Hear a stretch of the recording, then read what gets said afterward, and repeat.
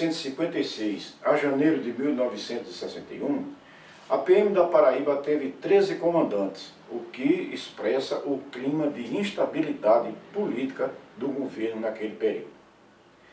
Essa situação resultou de uma frustrada aliança entre a UDN e o PSD, os dois maiores partidos políticos do Estado. Essa aliança foi articulada em 1951 e 55 pelo governador José Américo de Almeida e consistiu no seguinte acordo: o deputado Flávio Ribeiro Coutinho, da UDN, foi candidato a governador e o também deputado Pedro Moreno Gondim, do PSD, foi candidato a vice-governador na mesma chapa. O acordo estabeleceu que cada um desses partidos teria direito a determinada quantidade de cargos no governo. Essa chapa obteve folgada vitória com mais de 90% dos votos. Vitorioso, Flávio Ribeiro tomou posse no dia 31 de janeiro de 1956. A partir da formação do secretariado, começaram as insatisfações dos integrantes de ambos os partidos, querendo cada um mais espaço no governo. Com o passar do tempo, essas insatisfações foram crescendo cada vez mais. Em janeiro de 1958, Flávio Ribeiro se afastou do governo para tratamento de saúde e não mais voltou ao poder. A essa altura, o clima político estava tão tumultuado que, na véspera de se afastar, Flávio Ribeiro demitiu todo o secretariado. Dessa forma, Pedro Moreno Gondim, que assumiu o governo, formou um governo só com integrantes do PSD, o que fez mudar a estrutura política do Estado. Em março de 1960, Pedro Gondim deixou o governo para ser candidato nas eleições daquele ano. Dessa forma, José Fernandes de Lima, presidente da Assembleia, que era do PSD, assumiu o governo e promoveu mudanças no secretariado, inclusive no comando da Polícia Militar. Foi nesse clima político que a Polícia Militar teve 13 comandantes. O tenente-coronel Manuel Barbosa Ramalho, que era o oficial mais antigo da corporação naquela época, foi comandante interino por 6 períodos. Sebastião Calixto de Araújo, tenente-coronel, também da PM, foi comandante interino por um período. Edson Amâncio Ramalho, oficial do Exército, comandou a corporação por 11 meses.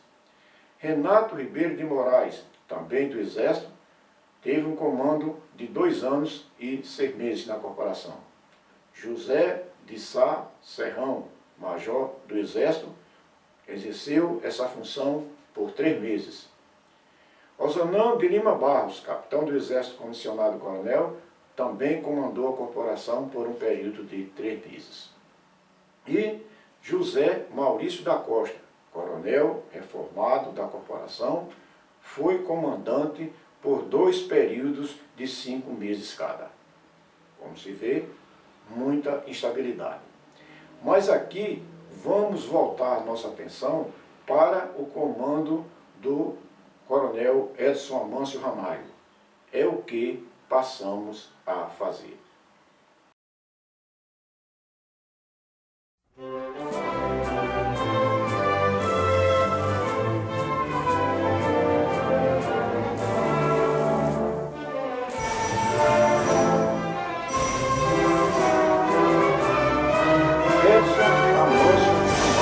Paraibano de Bananeiras, nasceu no dia 8 de outubro de 1912 e ingressou no Colégio Militar de Fortaleza em 1927, ali permanecendo por 3 anos. Edson Ramalho frequentou a Academia Militar de Realengo, onde concluiu o curso em 1931. No decorrer da década de 1930, ele foi promovido a segundo e a primeiro tenente enquanto servia nas unidades militares no Rio de Janeiro. Em 1942, Edson Ramalho foi promovido a capitão e passou a prestar serviços em unidades militares do Nordeste. Durante a Segunda Guerra Mundial, Edson Ramalho comandou uma companhia de infantaria nas lutas que a FEB desenvolveu em terras da Itália. Em 1949, Edson Ramalho fez o curso de aperfeiçoamento, fim do qual foi transferido para o 15º Batalhão de Infantaria, onde foi promovido a major em 1952 e a tenente-coronel em 1955. Por ato do governador Flávio Ribeiro, o tenente-coronel do Exército Edson Amâncio Ramalho foi comissionado no posto de coronel da PM e nomeado para comandar essa corporação em janeiro de 1956.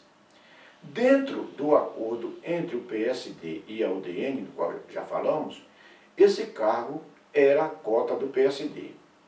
Edson Ramalho assumiu o comando no dia 16 de fevereiro de 1956 e pediu exoneração em 12 de janeiro de 1957. Apesar de curto, esse comando foi profícuo conforme as principais realizações que passamos a sintetizar. Foi reativado um centro de instrução onde foram intensificados os cursos de soldados, cabos e sargento, o que em muito melhorou a qualificação profissional da tropa. Foi iniciado o 4º curso de formações de oficiais com a inovação de admitir o ingresso de civis. Esse CFO foi concluído em setembro de 1958 e seus integrantes ocuparam as funções mais importantes da corporação nas décadas de 1970 e 1980. O serviço de comunicação foi ampliado. Até então, a corporação só contava com 5 estações de rádio, uma no Palácio do Governo, outra no comando da PM, uma no Batalhão de Campina Grande, uma na Companhia de Cajazeiras e outra na Companhia de Patos. Foram instaladas estações em Guarabira, Monteiro, Souza, Catolé do Rocha e Piancó, ampliando em muito a rede de comunicações. Com essa medida, as atividades dos destacamentos passaram a ser mais fiscalizadas e produtivas. Para um melhor rendimento do sistema de rádio, foi implantada uma gratificação para os rádios telegrafistas. Foram iniciadas as atividades de fornecimento de alimentação aos policiais militares em serviço, com a implantação da gratificação de etapa de alimentação. Para aumentar a quantidade de oficiais nas funções de delegado, foi criado um quadro auxiliar de oficiais que era composto por subtenentes promovidos exclusivamente para exercer as funções de delegado de polícia. Essa medida causou muitas polêmicas no âmbito interno da corporação e pouco depois foi revogada. Foi autorizado pelo Exército o uso de metralhadora de mão e adquiridas 100 metralhadoras INA, o que representou um grande avanço no armamento da corporação. Uma das medidas desse comando de maior impacto nas atividades operacionais foi a criação do policiamento à bicicleta, que era executado por dupla de policiais que passaram a ser chamadas de Cosme e Damião. Esse serviço foi implantado em João Pessoa e em Campina Grande. Como o Estado não tinha dotação para a compra de bicicleta, foi feita uma campanha no comércio, tanto de João Pessoa como de Campina Grande, que resultou na doação de 50 bicicletas em João Pessoa e 30 em Campina Grande. Os policiais empregados nesse serviço receberam um treinamento especial e, como incentivo, recebiam uma gratificação por cada jornada de trabalho, que era das 8 da noite às 4 da madrugada. Essas atividades tiveram muita aceitação na população e no empresariado como um todo, assim também como na imprensa, que viam essas atividades como muito positivas na prevenção de crimes, principalmente contra o patrimônio. No final de 1956, Edson Ramalho, que era tenente-coronel do Exército, completou 30 anos de serviço e foi promovido a coronel, passando para a reserva remunerada no posto de general de brigada. Por essa razão, não podia continuar no comando da PM. Dessa forma, no dia 12 de janeiro de 1957, Edson Ramalho foi exonerado a pedido e assumiu a função de chefe de polícia até janeiro de 1958.